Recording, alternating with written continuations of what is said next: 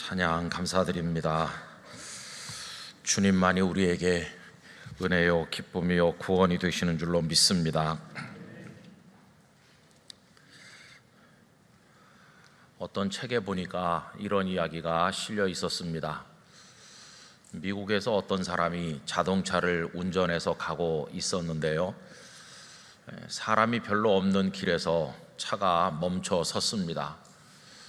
이 사람은 자신 있게 차에서 내렸고 차를 고치기 위해서 나름대로 무던히 애를 썼습니다.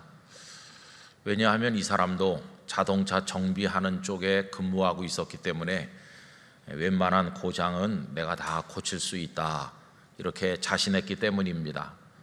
그런데 아무리 애를 써도 고장의 원인을 찾아낼 수가 없었고 무척 힘들어하고 있었는데, 그때 그 길을 달려가던 어떤 사람이 그 광경을 보고 멈춰 섰습니다. 그리고는 애쓰는 모습을 보고 한마디 했습니다. 여보세요, 허락하신다면 내가 당신 차를 한번 봐도 되겠습니까? 그러니까 그 사람이 당신이 뭘 안다고 그래요? 내가 자동차 정비하는 사람이에요. 그래도 아직 잘 원인을 찾지 못하는데 당신이 뭘 안다고 내 차를 고친다고 그래요? 이렇게 퉁명스럽게 말을 하더라는 겁니다. 그래도 그 지나가던 사람이 그러지 말고 나한테 한번 차를 보여주세요. 이래서 이제 나중에 오니가 그 차가 어디가 문제인지를 들여다보게 되었는데, 얼마 안 돼서 그 사람이 차의 고장난 원인을 찾아냈더라는 겁니다. 그리고 별로 그렇게 어렵지 않게 고칠 수 있다고 하면서 손쉽게 그 차를 고쳐 주었다는 것입니다. 그래서 그 정비를 한다던 그 처음에 그 차 주인은 깜짝 놀래가지고, 아니 당신이 어떻게 차에 대해서 이렇게 잘 아느냐, 이렇게 하니까 그가 하는 말이 내가 이 차를 만든 사람입니다 라고 말을 하더라는 것이에요. 옛날에 그 포드 자동차 회사에서 자동차를 생산하는 현장에서 차를 설계하고 차의 모든 것을 잘 아는 사람이었다고 합니다. 여러분, 만든 사람보다 더 잘 아는 사람은 없을 것입니다. 이 원리는 우리 자신에게도 그대로 적용됩니다. 우리는 우리가 우리 스스로를 만들지 않았습니다. 우리를 지으신 분은 하나님이십니다. 그래서 우리를 가장 잘 아시는 분은 하나님이십니다. 그런데 우리는 살아가면서 이 사실을 잘 인정하지 않습니다. 어디까지나 내 인생은 내가 제일 잘 안다 라고 생각하면서 얼마나 자기 인생에 대해서 고집을 부리는지 말할 수가 없지요. 그런데 우리의 모든 것을 아시는 분은 하나님이십니다. 하나님께서는 우리가 우리 자신을 아는 것보다 조금 더 많이 아시는 정도가 아니라 우리의 모든 것을 알고 계십니다. 우리의 머리끝부터 발끝까지 우리 육신을 알고 계시고, 우리 속에 숨겨져 있는 은밀한 생각까지도 하나님께서는 다 알고 계십니다. 기억력이 좋은 사람은 지난날의 기억을 머릿속에 기억하든지 아니면은 메모를 해서 기억하든지 지난 세월을 안다고 말하지만, 아무리 지나간 일을 컴퓨터처럼 정확하게 기억하고 있는 사람이라 하더라도 자신의 미래를 알지는 못합니다. 그러나 하나님께서는 우리의 과거만 아시는 분이 아니시고 우리의 미래까지 아시는 분이십니다. 하나님보다 우리를 더 정확히, 더 완전하게 아는 분은 없습니다. 여러분, 성경에 우리 믿음의 조상들이 가졌던 신앙 중에서 나를 아시는 하나님이라고 하는 고백은 굉장히 기본적이고 중요한 고백입니다. 하나님께서 나를 아신다고 하는 믿음을 가지지 않는다면 우리 자신을 하나님 앞에 맡기지를 못합니다. 여러분, 우리가 몸이 아플 때 병원에 가서 의사 선생님에게 우리를 맡길 수 있는 근거가 뭡니까? 이분이 나보다 나의 아픈 곳을 더 잘 알고 있다는 믿음 때문에 난생 처음 보는 분에게 우리 몸을 맡기는 겁니다. 여러분, 그 의사 선생님하고 어렸을 때부터 몇십 년을 같이 자랐나요? 절친인가요? 아니면 가까운 친척인가요? 그렇지 않습니다. 그냥 거기 가서 어느 병원의 어느 의사가 어느 부분에서 뛰어나다더라 이렇게 해서 가서 그냥 외래 접수해가지고 난생 처음 보는 겁니다. 또 그분이 환자가 왔다고 해서 막 애끓는 가슴을 가지고 막 끌어안아주면서 애정을 표현하면서 눈물을 뚝뚝 흘리면서 우리를 그렇게 뭐 위로해 주는 것도 아닙니다. 어디가 아프세요? 검사해 보세요. 어떤 땐 너무 퉁명스러워서 상처받는 환자도 있을 만큼 바쁜 일정 가운데 그 불과 몇 분을 시간을 쪼개가지고 우리를 만나주고 그리고 검사 결과를 보고 수술을 해야 되겠어요? 뭐 이렇게 하는 거죠. 어떤 때는 한 움큼의 약을 그분의 말을 믿고 아침 저녁으로 먹기도 하고 어떤 때는 수술대에 들어넣어서 우리 배를 가르는 거, 우리 머리를 갈라 수술하는 거를 맡기기도 합니다. 언제 봤다고 맡겨요? 여러분 그 의사 선생님은 언제 봤다고 맡기시는 거예요?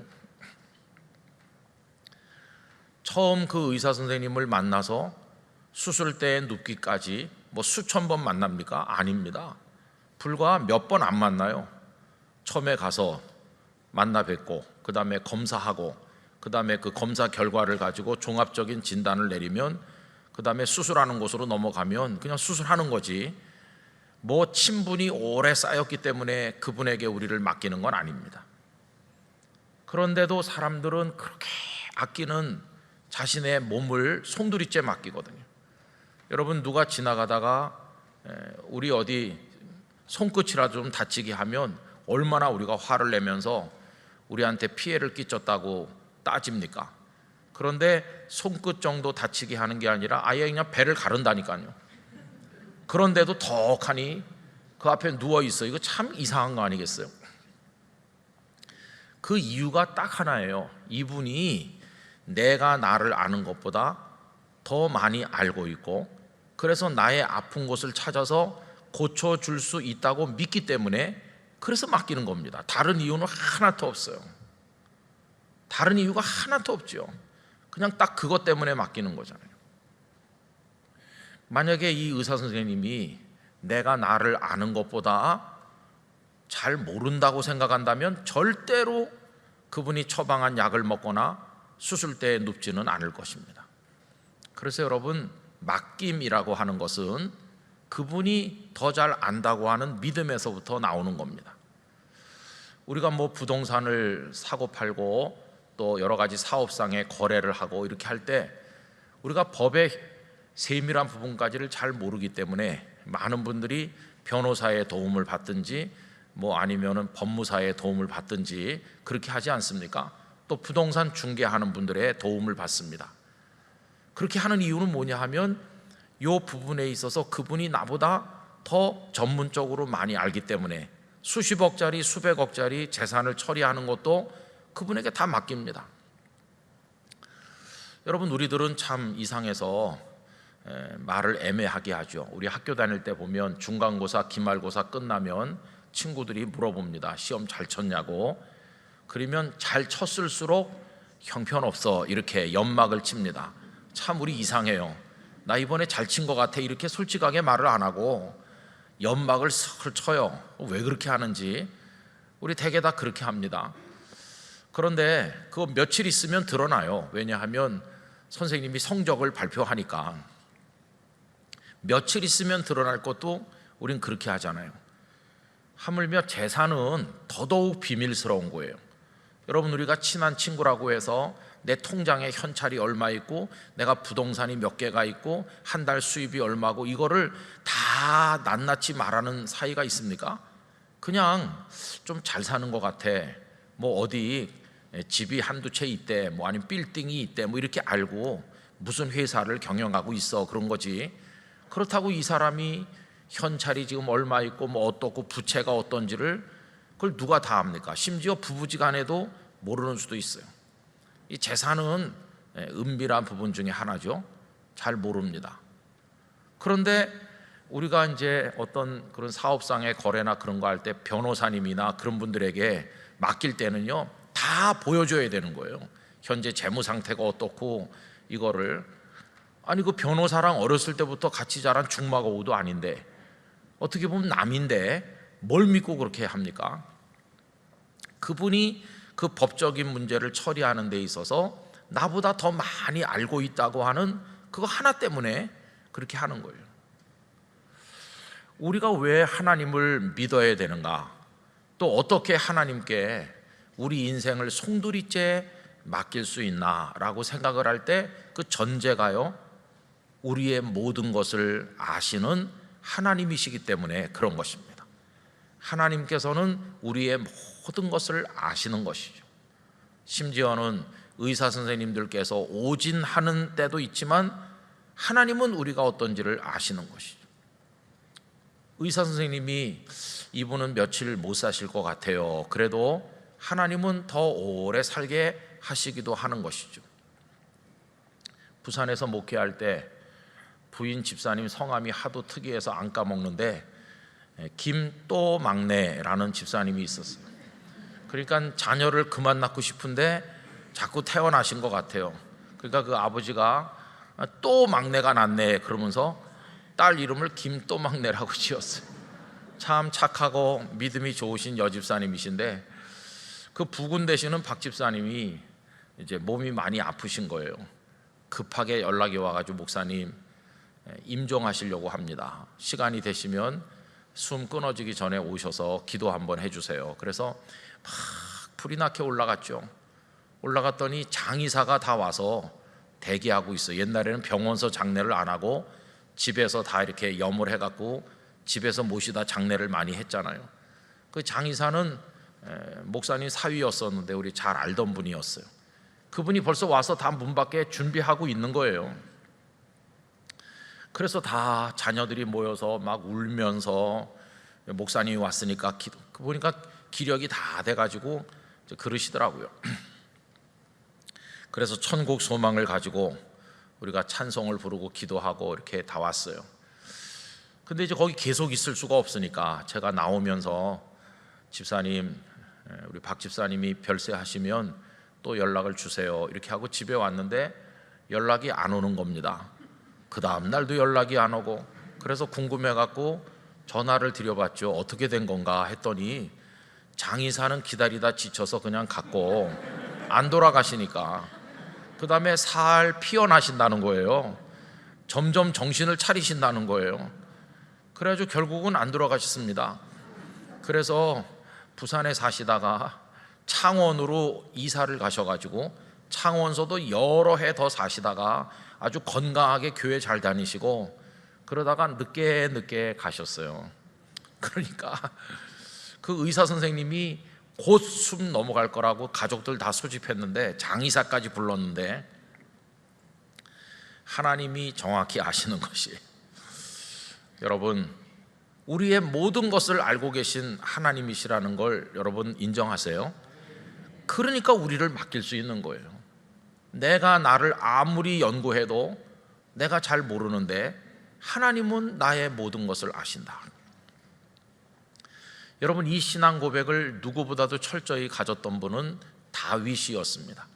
시편 139편 한번 펴서 보시겠습니까? 시편 139편 1절부터 4절 말씀까지, 139편 1절부터 4절 말씀까지 구약성경 903면에 있습니다. 우리 천천히 이 4절을 읽어보도록 하겠습니다.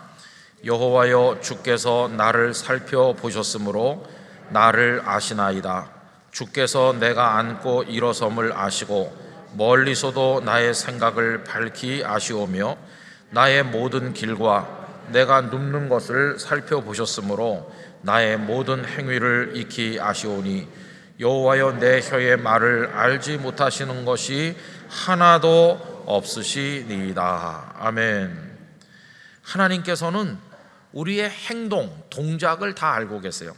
앉고 일어서는 것도 다 아시고 그 다음에 생각도 밝히 아신다. 여러분 생각은 바깥으로 나타나지 않으면 남들이 모르는 겁니다. 속에서 무슨 생각을 하는지 모르잖아요. 그런데 하나님께서는 생각까지도 아시는데 밝히 아신다. 또 3절에도 보면 나의 모든 행위를 익히 아시고, 또 4절에는 내 혀의 말을 알지 못하시는 것이 하나도 없으십니다. 그러니까 우리의 말, 우리의 행함, 그리고 우리의 생각까지 다 아시는 거죠. 어떻게 아시나? 1절에 보면요, 여호와여 주께서 나를 살펴보셨으므로 나를 아시나이다. 하나님께서는 우리의 모든 것을 지금 보고 계신 것이죠. 그냥 보시는 게 아니라 살펴보고 계시는 것이죠. 그럼 하나님께서 이렇게 우리를 잘 아시는 근본적인 원인은 아까 차를 만든 사람이 차를 잘 아는 것처럼 하나님 우리를 지으셨기 때문에 우리를 잘 아시는 겁니다. 그 139편에서 뒤쪽으로 내려가셔서 13절 말씀, 13절부터 16절까지 우리 다 같이 읽겠습니다. 주께서 내 내장을 지으시며 나의 모태에서 나를 만드셨나이다. 내가 주께 감사하옴은 나를 지으심이 심히 기묘하심이라. 주께서 하시는 말이 기이함을 내 영혼이 잘 아나이다. 내가 은밀한 데서 지음을 받고 땅의 깊은 곳에서 기이하게 지음을 받은 때에 나의 형체가 주의 앞에 숨겨지지 못하였나이다. 내 형질이 이루어지기 전에 주의 눈이 보셨으며 나를 위하여 정한 날이 하루도 되기 전에 주의 책에 다 기록이 되었나이다. 아멘.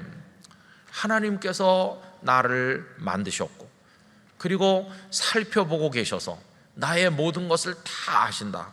거기 아주 특이한 표현이 내 내장을 지으셨다. 여러분, 육안으로 우리의 장기를 볼 수 없잖아요. 그러나 지금은 의료 장비들이 발전해서 엑스레이를 찍고 또 뭐 CT를 찍고 MRI를 찍고 여러 장비들을 통해서 의사 선생님들께서 우리의 몸속을 들여다봅니다. 또 내시경을 통해서 우리의 장기 내부가 어떻게 됐는지를 다 보고 있잖아요. 그러니 하나님께서 우리를 모르신다는 게 그게 이상한 것이고요. 또 내시경이나 그런 사진을 통해서는 우리의 몸을 볼 수 있을 뿐이지만 하나님은 우리의 영혼 속까지 다 들여다보고 계신다는 것이, 그래서 하나님 앞에는 일점도 숨겨질 수 없다는 것을 알게 돼요. 하나님 앞에 모든 것이 다 드러나니까. 그래서 하나님 앞에서는 거짓이 통할 수가 없는 것이죠. 하나님께서는 모든 것을 다 하실 수 있는 전능하신 분이시지만 한 가지 못하시는 게 있는데 거짓말을 못하신다. 하나님은 그 존재 자체가 거짓이 통할 수 없는 분이세요.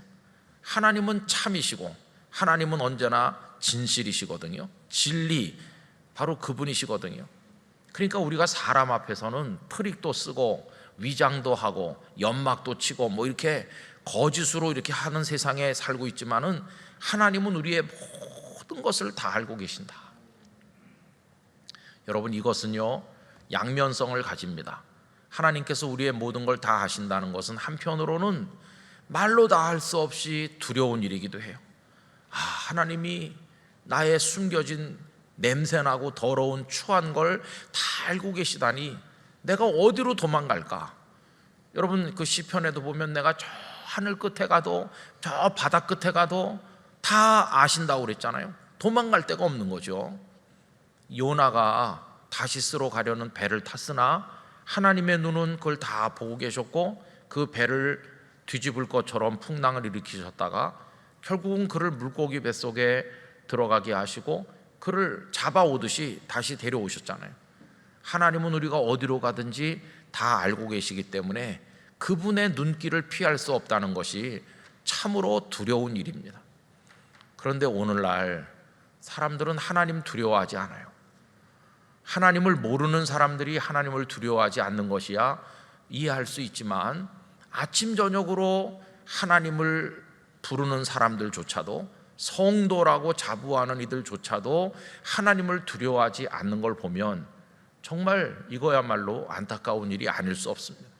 근데 우리 자신이 그럴 때가 많이 있는 것이죠. 저는 이런 말씀을 생각할 때마다 우리 영락교회 성도들과 우리 모두 또 이 예배를 온라인으로 함께하는 어떤 분이시든지 간에 하나님 앞에 진실하시기를 바랍니다. 여러분, 우리가 완벽하지 못해요. 우린 다 흠이 많고 냄새나고 추한 존재예요. 그런데 그 추한 것보다 더 하나님의 마음을 아프게 하는 건 그걸 속이려고 하는 태도입니다. 하나님께서는 하나님, 제가 냄새나는 존재입니다, 제가 부끄러워요 라고 고백하는 자를 사랑하십니다. 괜찮다, 내가 벌써 다 알고 있어. 그건 괜찮은 거예요. 어차피 우리가 하나님처럼 완벽할 수 없으니까. 그러나 냄새나지 않는 것처럼 또 추하지 않은 것처럼 위장하는 것은 그건 하나님 앞에 너무도 용납할 수 없는 악이 되는 것이. 하나님께서는 우리가 우리의 모습을 이미 어떤지 다 알고 계실 뿐만 아니라 알고 계시는 분 앞에 인정하기를 원하시는 거예요. 여러분, 회개라고 하는 것은 내가 회개하지 않으면 하나님께서 모르시기 때문에 하는 게 아니라 이미 다 알고 계신 그분 앞에서 인정하는 것뿐이에요. 하나님은 이미 알고 계시기 때문에 인정하면 기쁘게 받아주십니다. 그러나 아니라고 끝까지 거절하면서 끝까지 위장하려고 하면 그게 하나님 앞에 또 다른 죄가 된다는 것을 우리는 이해해야 되는 것이죠. 그래서 여러분, 하나님 앞에서는 부족하면 부족한 대로, 추하면 추한 대로 모든 걸 아시는 주님이시기 때문에 우리의 있는 모습 그대로 나가면 된다는 것입니다. 참 좋아하는 찬송가 가사가 그거죠. 내 모습 이대로 주 받으옵소서. 얼마나 위로가 되는지 몰라요. 그래서 이제 모든 걸 아시는 하나님은 우리에게 두려움이 되는 게 이제 한쪽 면이에요. 그러나 또 한 면은 우리에게 큰 위로가 돼요. 내 딱한 형편, 내 아픈 사정, 내 억울함, 나의 이런 안타까운 사정 하나님이 다 알고 계신다. 어떤 때는 부모도 모르고 자식도 모르고 친한 친구도 몰라주지만 하나님은 나의 눈물을 알고 계시다. 이거 생각하면 얼마나 위로가 되는지 알 수 없어요. 고독하고 외로울 때, 속이 터지려고 그러는데도 아무도 알아주지 못할 때, 지나가는 사람 붙들고 하소연해봤자 아무 소용이 없고 우리의 모든 걸 아시는 주님 앞에 그 모든 것을 다 털어놓으면 될 줄로 믿습니다. 주님께서 다 알고 있단다. 너의 아픔이 크다는 거, 네가 힘들어하는 거 내가 다 알고 준비하고 있단다. 이렇게 말씀하실 거예요. 그래서 우리의 모든 것을 아시는 하나님이라고 하는 이거는 너무도 중요한 것이죠.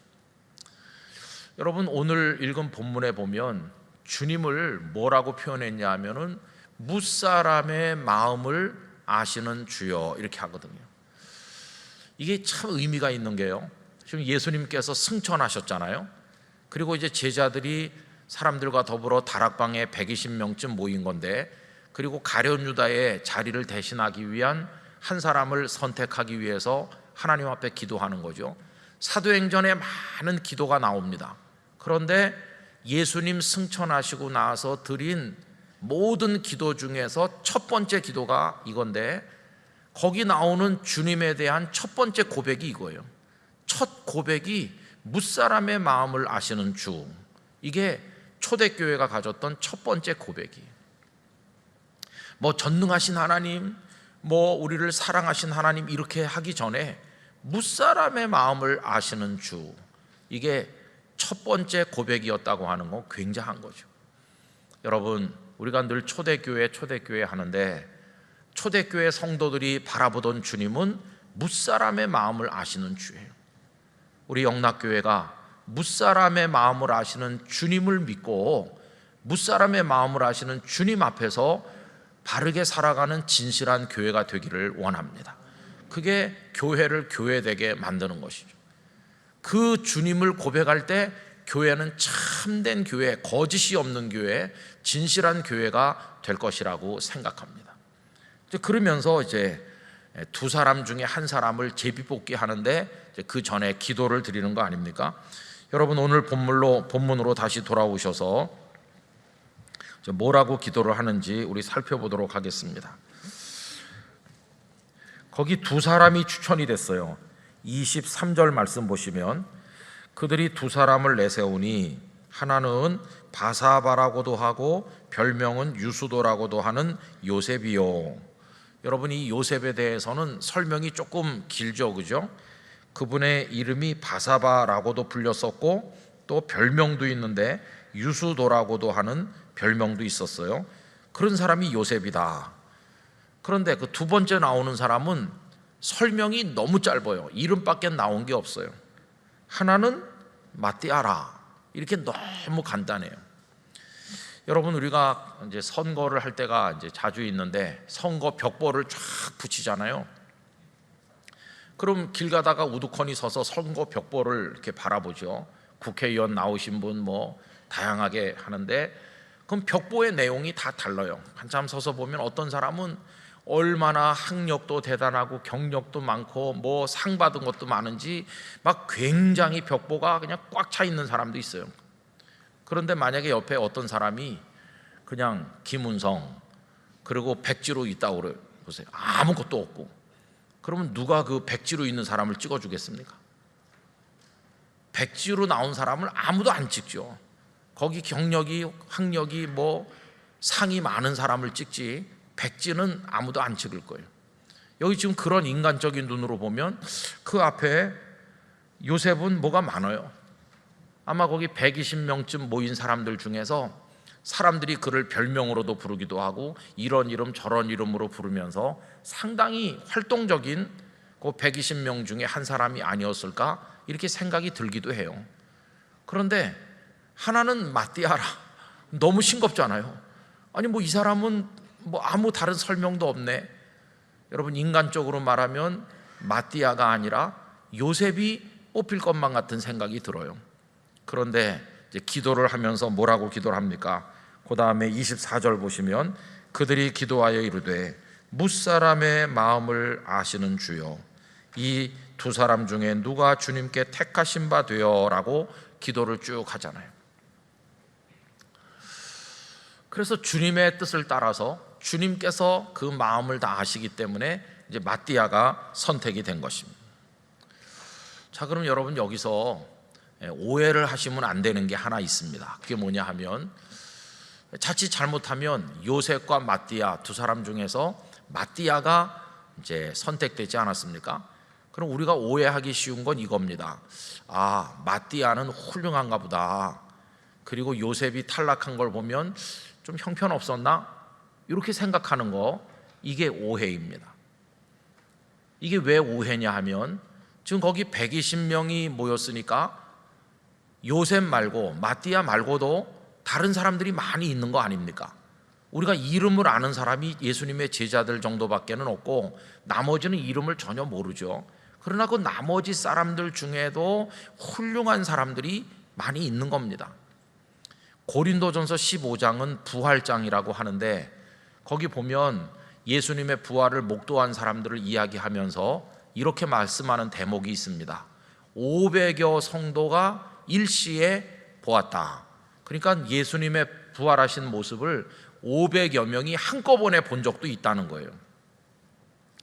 그런데 우리가 복음서 말씀을 쭉 읽어보면 부활하신 예수님께서 뭐 막달라 마리아에게 엠마오로 가는 두 제자에게 아니면 그 제자들 몇 사람에게 이렇게 나타나신 적은 있지만 500명이나 되는 사람에게 한꺼번에 당신을 나타내 보여주신 적은 복음서에는 없거든요. 그러면 500여 명이 한꺼번에 부활하신 예수님을 봤을 가능성이 있는 유일한 곳은 어디냐 하면은 승천하시는 대목이에요. 감람산에서 예수님 승천하실 때 갈릴리에서 온 사람, 이 사람 저 사람 많이 서가지고 그때는 500여 명이나 부활하신 예수님 승천하시는 모습을 바라보지 않았을까 이렇게 생각하거든요. 그러면 500여 명이 예수님의 승천을 봤다고 한다면 다락방에도 500여 명이 다 와서 기도를 했어야 되는 거 아닙니까? 그런데 다 어디로 갔는지 흩어졌고 다락방에 모여서 기도하는 사람은 120명 정도밖에 없었어요.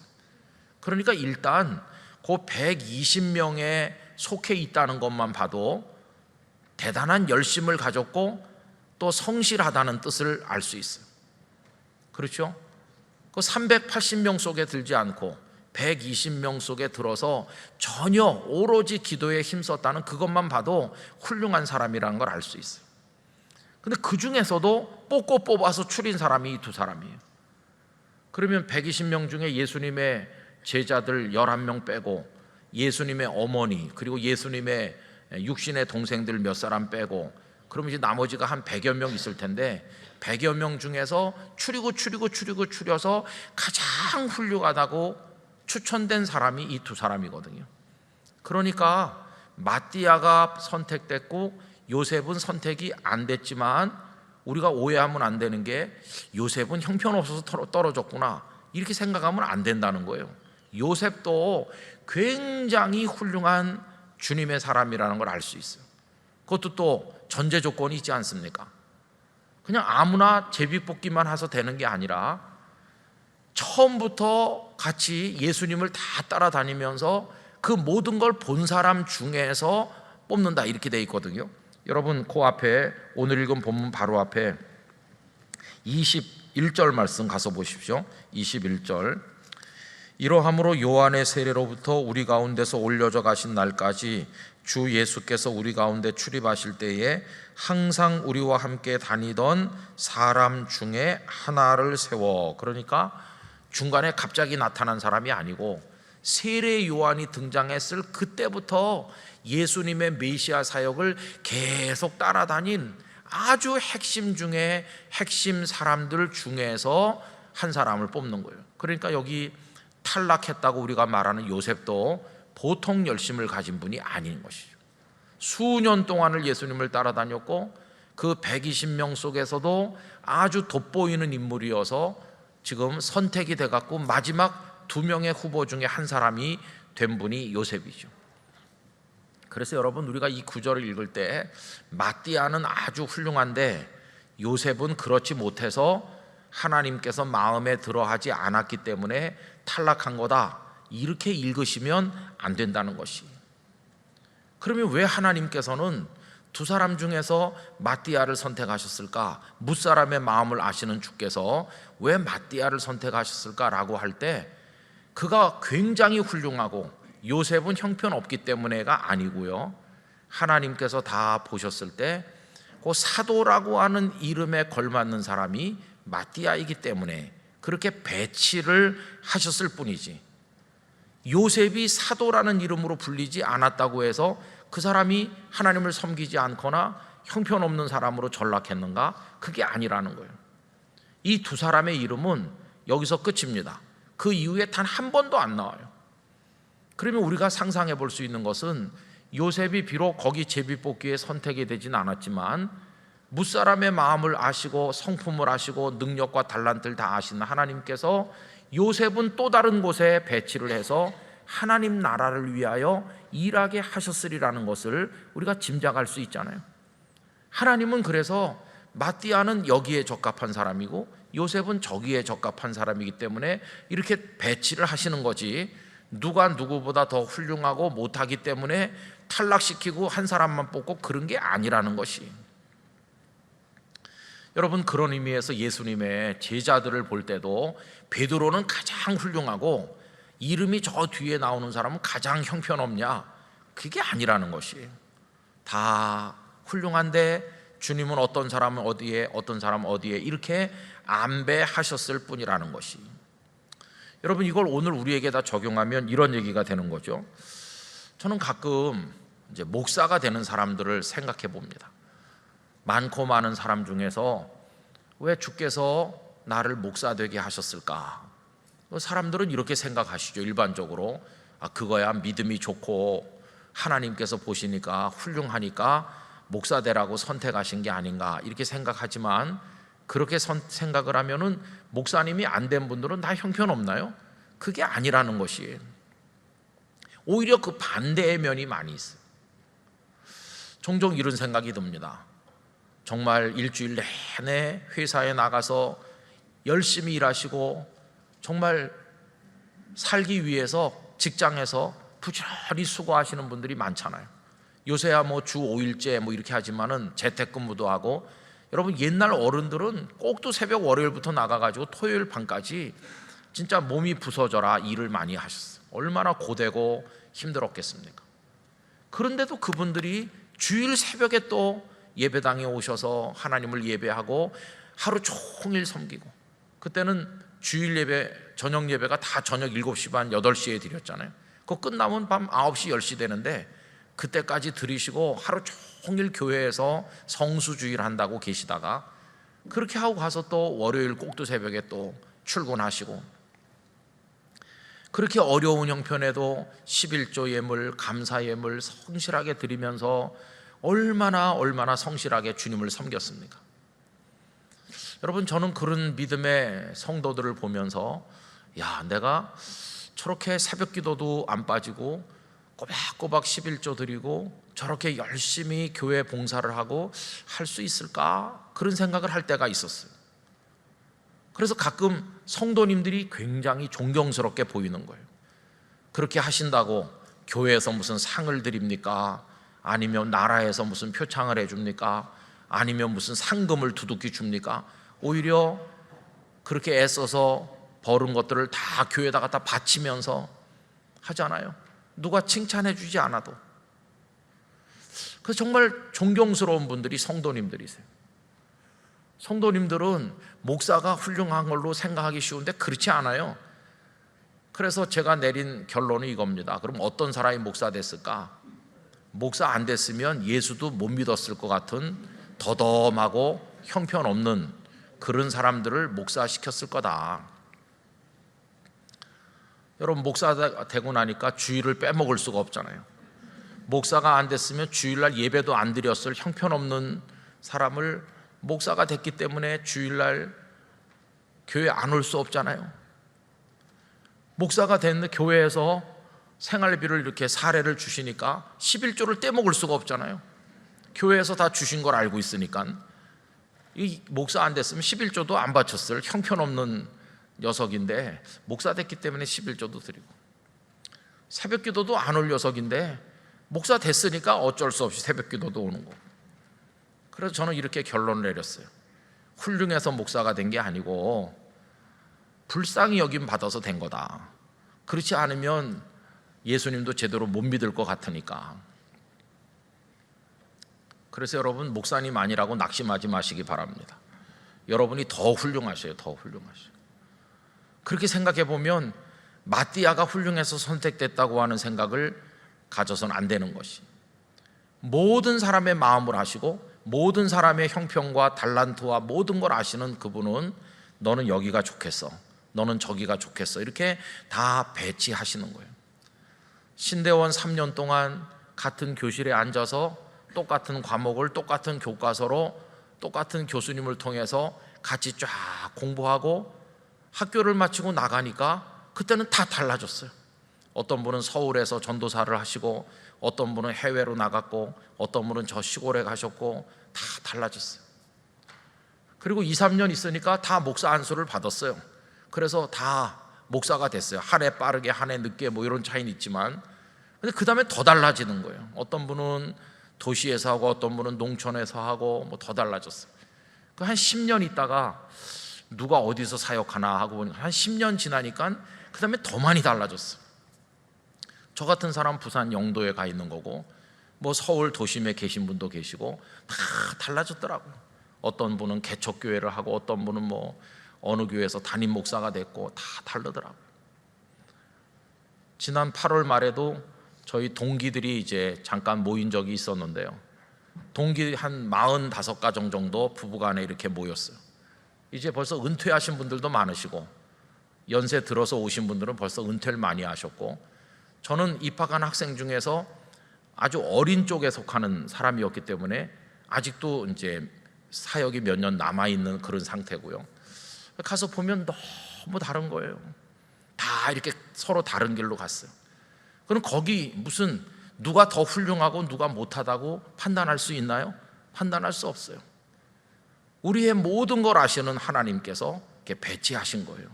너는 거기가 딱 어울린다, 너는 여기가 어울리고, 이렇게 다 하나님께서 안배하셔서 훈련받게 하시고, 그래서 그의 인생길, 사명의 길을 걸어가게 하신 겁니다.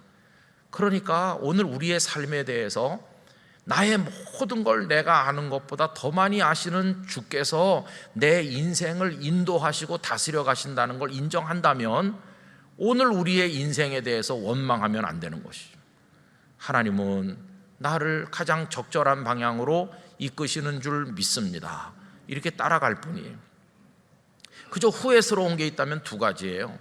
하나는 주님이 그렇게 인도하시는데 버티면서 못되게 굴었던, 내 스스로 내 인생을 망가뜨렸던 그 어리석음이 이제 후회스러운 것이고, 또 하나는 주께서 가장 적절한 곳으로 인도하는데도 불구하고 거기서 하나님 앞에 감사하지 못하면서 자신의 인생에 불평하면서 살았던 것에 대한 그런 아쉬움이 안타까울 뿐이지, 하나님께서 오늘 나에게 주신 분깃, 내 인생의 목, 그리고 나에게 맡기신 사명, 그건 최상의 것이고 가장 나를 잘 아시는 그분께서 나에게 주신 것이다.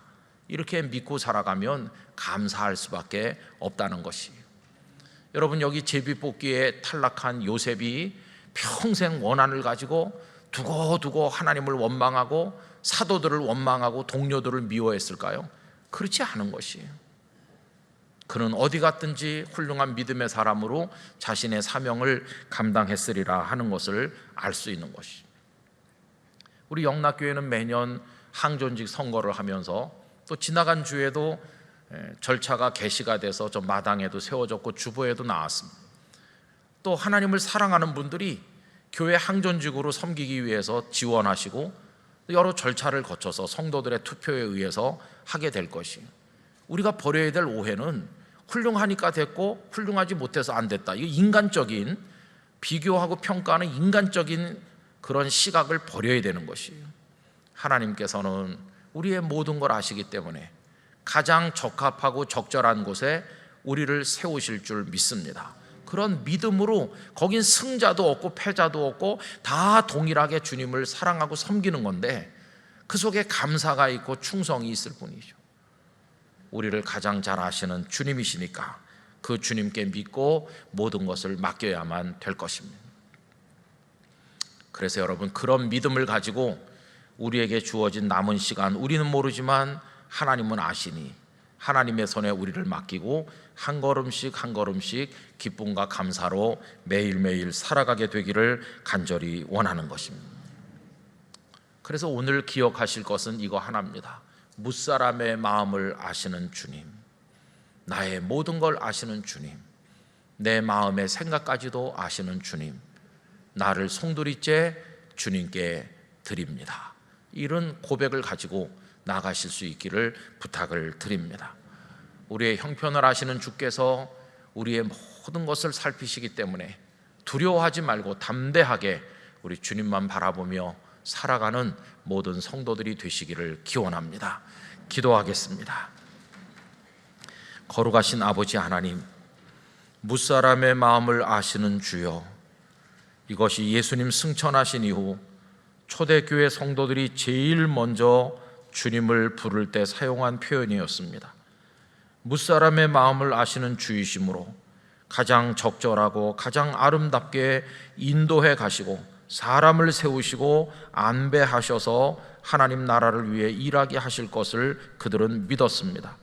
오 주여, 저희의 인생에도 그러한 주님의 시선과 살피심과 인도하심이 있는 줄로 믿사오니 전적으로 하나님께 저희 자신을 드려 하나님만 바라보며 기쁨과 감사로 주어진 분깃에 만족하며 살아가도록 은혜를 베풀어 주옵소서. 비교하지도 말게 하시고 평가하지도 말게 하시고 낭망하지도 말게 하시고 교만하지도 말게 하시며 주어진 모든 삶의 상황에서 하나님만 찬송하게 만들어 주시옵소서. 예수님 이름으로 기도하옵나이다. 아멘.